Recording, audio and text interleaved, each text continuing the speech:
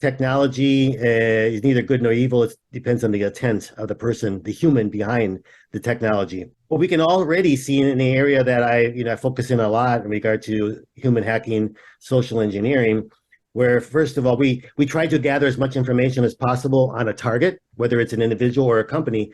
And some of these features, such as ChatGPT, there's certain things they regulate to ensure that it's not used for malicious intent.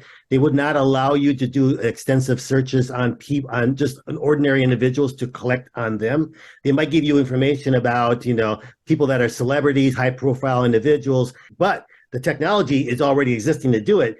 And that technology in the hands of someone else can easily pull up a lot more information on all of us that can be used for these types of social engineering operations. For a long time now, one of the biggest areas for spear phishing has been the use of social media, especially like LinkedIn accounts. LinkedIn profiles are currently like 930 million, out of which good 5 to 7% of them are fake.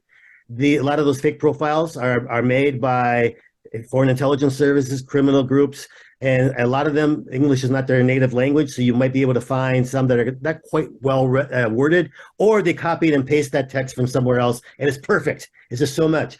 But now with GPT chat, they can utilize that and come up with a great profile, well-worded profile. The pictures previously were taken from other people's profiles, and by doing a reverse image search, you could find that picture in someone else's name. But now computer-generated pictures of people are one in a kind, and they're almost near perfect.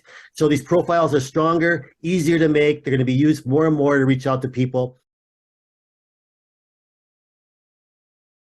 Voice cloning is huge. About a year ago, it took maybe 50, 60 seconds of sampling the voice to clone it. Now it's a matter of 2 seconds, 3 seconds. And how can I get your voice? Maybe if you're on podcast, I can get your voice, right? But the average citizen, the average person is probably not out there very much on podcasts or on YouTube. So I can just call your phone number when it goes to voicemail. A lot of people are using their own voice for voicemail. So it's not that hard to get samplings of people's voices. So yeah, these are continuing. I think there's always going to be threat actors. There's always going to be scams. But technology is making it easier and easier and easier for threat actors to be effective. I think the important thing is the following. The threat is not when we reach out to somebody else. The threat is when we have something incoming, whether it's an email, text message, or a message on approach via social media, or a phone call, or even a face-to-face encounter. The threat is not when we reach out. The threat is potential threat is when someone else reaches out to us who we don't know, or who maybe is impersonating somebody who we think they are, right? Like with the voice.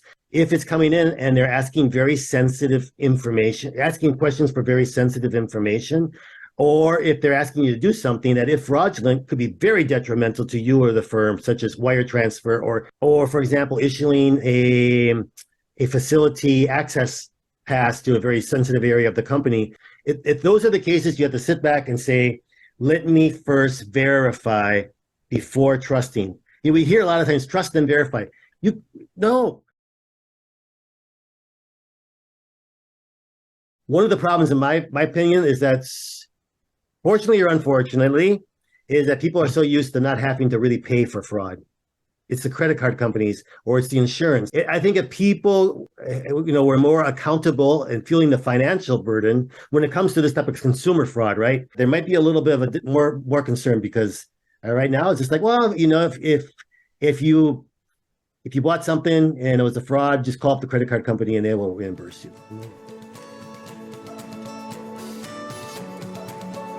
If you enjoy this podcast, please make sure to subscribe. And to stay updated on everything that the Action Catalyst is up to, make sure to follow us on Facebook and Instagram at Action Catalyst Podcast, and on Twitter at Catalyst_Action. And thanks for listening.